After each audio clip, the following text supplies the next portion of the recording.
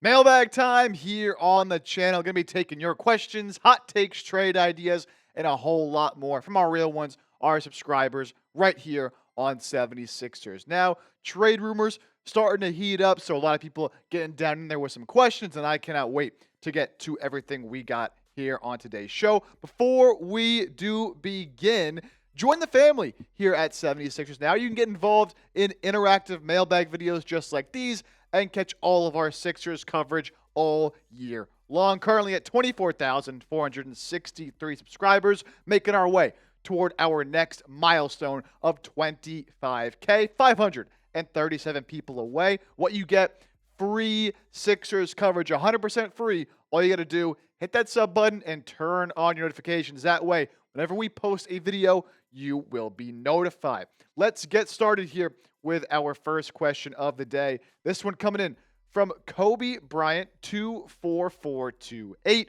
who asks, in the spirit of trade season, what player do you want to see on the 76ers? So I'm actually going to give you three guys here as it pertains to this year's trade deadline that I consider dream targets for Philadelphia. Guys that if the Sixers were somehow able to acquire, I would consider that an absolute win this year for Philadelphia. Three dream targets here for me, two of them actually on the same team. Trey Murphy, forward of the Pelicans. Herb Jones, forward also of the Pelicans. And Tari Eason, another forward over there in Houston. Again, any of these three guys I would be absolutely happy with. And so let's go through all of them one by one because they're all fairly different players, even though they are all forwards. Starting with my top choice, that's Trey Murphy. Now, he's the most difficult to trade for, both because he is the best player on this list and still young at just 25 years old. Ideal size at the forward spot that you look for. Putting up over 20 points a game this season while shooting it efficiently. He's athletic. He's been in the dunk contest before. He can shoot lights out from beyond the arc. Making $25 million as well. His salary just kicked in. Pelicans gave him an extension. And there's been some reports that they're not necessarily looking to trade Trey Murphy. They don't want to give up Trey Murphy. But if a team comes at them with a pretty good offer for a rebuilding Pelicans team, could be hard to say no. Now, with that $25 million salary, will be difficult for Philadelphia to figure out exactly how to make the money match, but nothing's impossible in the NBA. He would fit in seamlessly with this Sixers team and also give you a player who you can have on your squad and help grow and develop with some of the other young pieces that Philadelphia is starting to accumulate. His teammate, Herb Jones, a little bit of a different player, probably a little easier to trade for, also making significantly less money this year, although his salary will kick up over the next few years as he also got a contract extension from the New Orleans Pelicans. Numbers don't jump off the board to you, right? 9-4, 39 from the field, 33 from three, but a guy who at his peak has shown he can be a 40% three-point shooter if he is playing more consistent basketball. But where Herb Jones really makes his money, or he did make his money from New Orleans, is on the defensive side of the ball. An all-defensive level of player, one of the best perimeter defenders we have in the NBA, can truly guard 1 through 4 at 6'7", 27 years old.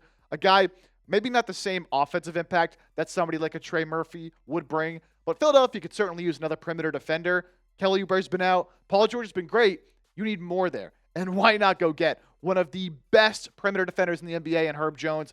Would be a little bit pricey, but I think a little bit more attainable than a Trey Murphy. And then kind of one step down below those two guys, but someone who I would still consider a dream target, is Tari Eason on an expiring contract at just $5.6 million for Houston. They're paying a lot of money for their roster, have some guys they need to pay in the offseason. Doesn't really sound like they're going to be retaining Tari Eason, so why not, if you're the Rockets, get some value now for Eason while you still can, instead of losing him for nothing. Just 24 years old, and while he certainly doesn't have the offensive game of a Trey Murphy, putting up good numbers this season. Now you're going to see the 50% from three. He's been injured for a large part of the year, so while he was really good in the games he played, hasn't played a whole lot up to this point, but when he's been in there, he has been fantastic. Another guy who can be your typical 3-and-D kind of player, and look, he's been really good for the Rockets. They just have a lot of young talent at that forward spot, and he hasn't really fit into the mold right now. Only 11 games played this year, but playing 23 minutes per. So good numbers. He's a good rebounder, a good defender, and someone that if I'm in Philadelphia, I would pay. He's not going to absolutely break the bank moving forward because of his fit. He could slide right in there at the 4 spot for the Sixers, would be perfect with what their needs are. So those are my 3 guys that I would love to see on the 76ers, but I'll kick it right back to you guys. What player do you want to see on the Sixers? Let me know. It can be one guy, it can be multiple guys. Let me know down in the comment section. And let's get to our next question. This one, bit of a long one, so stick with me here, but I thought this was a fantastic question coming in from Philly Caesar 9963.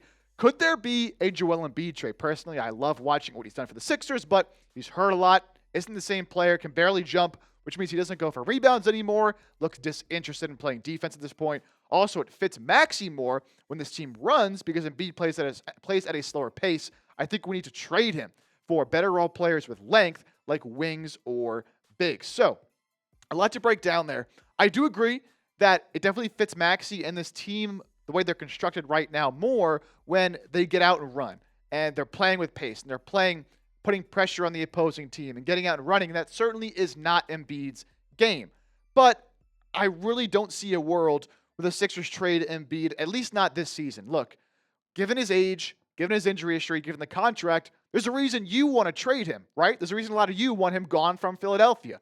That's the same reason why a lot of teams wouldn't be willing to give up really anything at all to take him in. And because of his big salary, if you're a team who's trading for Embiid, you'd have to give up probably multiple players that, even if they aren't super valuable to your squad, that's still multiple guys you're giving up that are making pretty good change for a player in Embiid who you're just not sure when and if he's going to be available. Now, I actually do like what Embiid has done recently.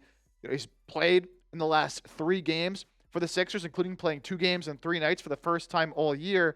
But again, that contract is just really where you're going to get a hold up from a lot of teams over the next 4 seasons. Still 4 years left in this deal, including this year.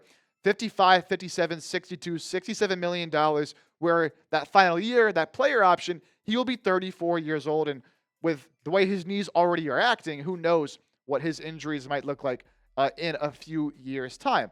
Now, that all being said, as I just mentioned, I do think Embiid has been playing better as of late. Still not as efficient, and obviously not the same player he once was. We're not looking for Embiid to be the MVP version of himself, but in 11 games, only playing 26 minutes a night, still putting up over 20 points a game, and had that big 30-plus point outing against the Pacers last Friday, and then played against the Hawks. Wasn't quite as good, but still had a pretty good game against the Hawks where he showed off his rebounding skills. That's why I think he's looked better over the last couple of weeks, is moving around and is rebounding, is defending the rim at a little bit of a higher rate. So if he can continue to do those things, then I wouldn't even want to trade him at this point because you're really not going to get much of anything in return for him from another team. Coming up next, we got this question rolling in from Carly Moore.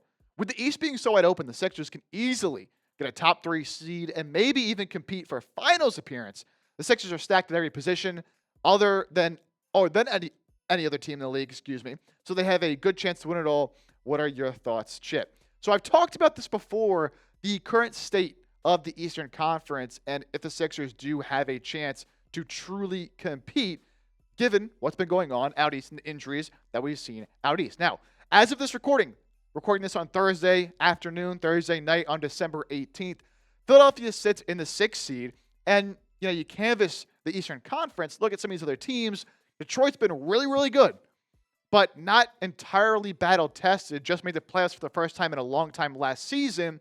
Are you really scared of Detroit? They're great, don't get me wrong, but not an absolute powerhouse. They're not even the favorite right now to make it out of the East. The Knicks, I would say, probably are the favorite right now. They've been playing super well as of late. I believe 9-1 in their last 10. Of course, just won the NBA Cup championship. So the Knicks are definitely a team where you're looking at them like, yeah, they are a true contender. But after that, I mean, the Raptors, the Celtics with no Tatum, the Magic have been really up and down. The Hawks have been up and down, although they will be getting Trey Young back tonight. The Miami Heat, I'm not afraid of. The Cavs have been super inconsistent, haven't been playing good basketball lately. The Sixers are sitting right in there at the 6th seed. I think they have as good of a chance as any of these teams to make it, given the talent they do have on the roster. I feel like they really are being overlooked by a lot of non-Sixers fans across the NBA because they're led by Paul George, they're led by Joel Embiid, who are injury-prone older players.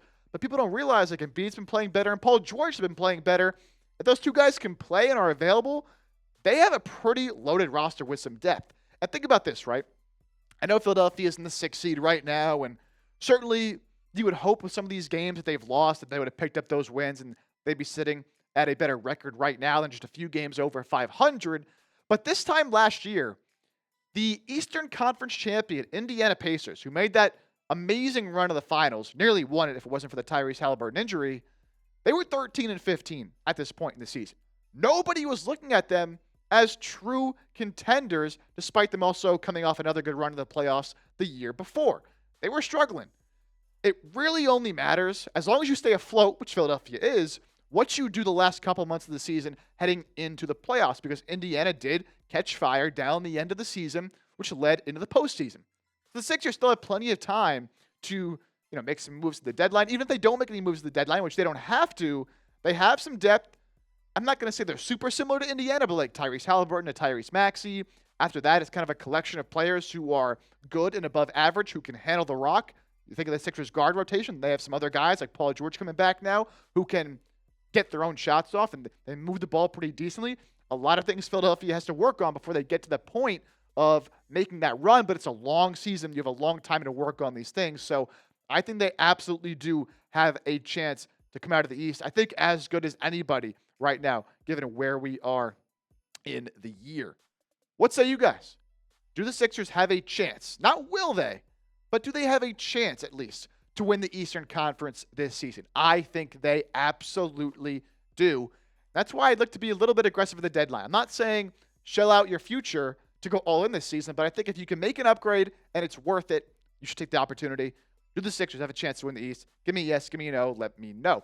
We'll get to more of your questions here on the show just around the corner. But real quick, I want to tell you guys about a great deal on this 76ers City Edition Nike Dry Fit Pullover. It's the holiday season right now. Christmas only about, a week away at this point. So you're doing some last-minute shopping. What better than to get a great deal on a super cool piece of Sixers apparel? This pullover was originally $80, but you can get it on sale right now for just $60 if you go to chatsports.com/citypullover. Use the code JOY at checkout. Again, chatsports.com/citypullover. Use the code JOY at checkout. I'll put all that information down in the comments and description of today's show. Take advantage of that deal. Will not last forever. Next question coming in from Winfran Investments with a little bit of a trade idea here. And I wanted to talk about this because it brings up Giannis, of course. Jared McCain, Quentin Grimes, Paul George, and Adem Bona for Giannis and Bobby Portis. So contractually, this does actually work out with the money. Now, it is important to note Quentin Grimes cannot be traded yet. I believe he has to wait until January 15th until his trade restriction does lift. And even then, Quentin Grimes does have a no-trade clause because he signed the qualifying offer. So Grimes would have to sign off on this deal. But I don't think the Bucks would take this deal. McCain, now, I don't know if there's any picks that could be involved in this trade. I don't know if I'm making this trade either. Like, I know it's Giannis. It's tough. It's tough.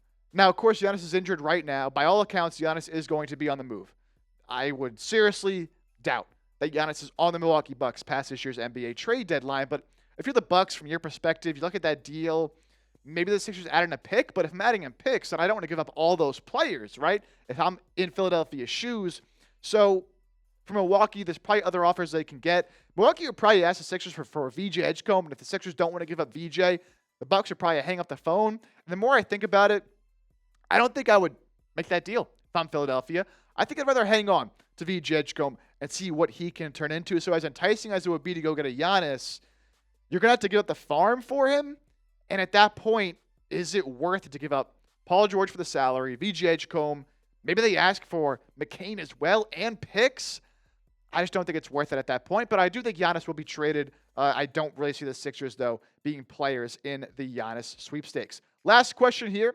This one's coming in from Slasher Games TV, a real one, legend here on the channel. Been in a bunch of these mailbags, always asking some good questions. And coming a little bit aggressive here with this one. Trade Andre Drummond and maybe a pick for a better backup center. Every time I watch him with the ball, I put my hands on my head and cry out, "Pass the ball, you LA Fitness player." That is a crazy statement to make about Andre Drummond. Look, I get the frustrations with Andre Drummond. He's certainly not a perfect player by any means, but I think he's having quite a good season. Now, he's not, the most athletic player out there, and he certainly isn't the best rim protector, and he can have moments offensively where it doesn't look great, but what he does well, and that is rebound the heck out of the basketball in 24 games, 20 minutes per, averaging nearly 10 rebounds a game, even hitting some threes from time to time, shooting 36%, taking over 1 3 a game.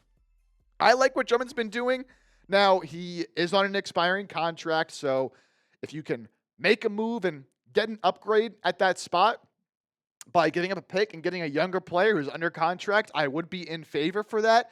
Just depends who that player does end up being. But I wouldn't be mad at all if Andre Drummond is here to stay, especially given, if there isn't an upgrade out there that you can realistically get. I don't trust Mbona to be this team's backup center moving forward. So I get the frustrations with Drummond. I think maybe you're being a little too harsh on him, though. I do like what he's done this year. And I was saying to trade him in the offseason. I was. But he's really bounced back from injury last year, had a good year, made me eat my words. So I would bet he does finish out the year here on the 76ers. All right, that'll do it for today's show. As always, thank you guys so much for tuning in to today's mailbag. And if you want to get involved in a future mailbag video, got to be sure to subscribe and turn on your notifications so you can get your questions in. And if you want more Sixers coverage every single day, give me a follow over on Instagram at 76ersNowIG and on Twitter at Jake Chipper.